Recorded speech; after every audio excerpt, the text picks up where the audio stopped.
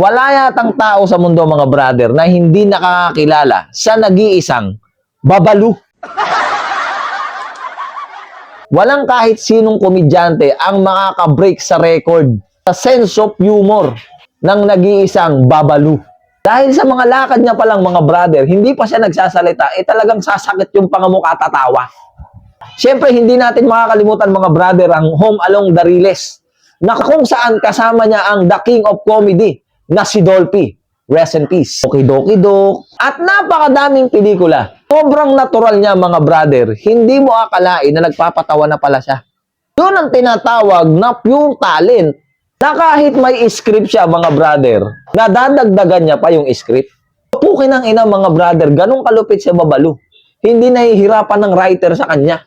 Yan yung mga komedyanteng legendary na hindi trying hard magpatawa. Hindi baduy, hindi corny. Sasakit talaga siya mo katatawa. Salita, sa tilo, sa pananamit. Pucha, imagine mo, mga brother, kapwa niya komedyante, napapahagalpak niya. Pucha, gaano kalupit yun. Hindi kagaya sa panahon ngayon, yung iba corny, ang baduy. Pilit na pilit mag-comedy. Tapos minsan, sila lang ang natatawa sa comedy nila. Aray ko!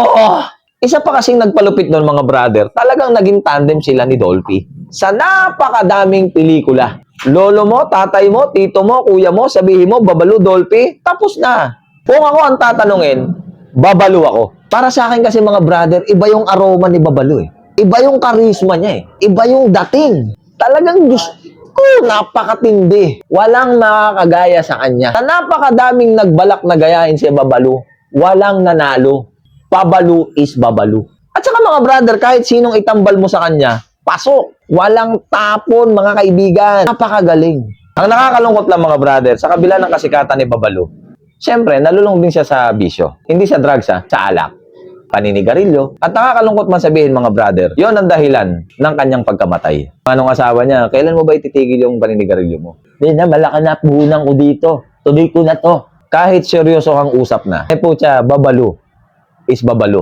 One and only comedian ng pelikulang Pilipino. At sa sobrang kabaitan ni Babalu, mga brother, yung asawa niya, iniwanan niya yun ng bahay. May mga konting naipon. Higit sa lahat, mga brother, na pagtapos ni Babalu, yung anak niyang babae, professional. Diba? Mga kasabihan nga yung mga komedyante, sa harap ng camera, masayahin sila. Puno ng saya, tawa, at pagbibigay ng ngiti sa ating mga manonood. Pero sa likod ng camera, hindi natin alam na marami pala silang dinadalang mabigat sa kanilang mga damdamin. Kasi, mga brother, tulad din natin silang mga tao. Maganda man ang kalagayan nila sa buhay, may pera sila, nabibili nila ang gusto nila, pero hindi sila makakaiwas sa pagsubok at problema ng buhay. That's life, mga brother. Lagi natin tatandaan, mga brother, ang problema hindi nawawala.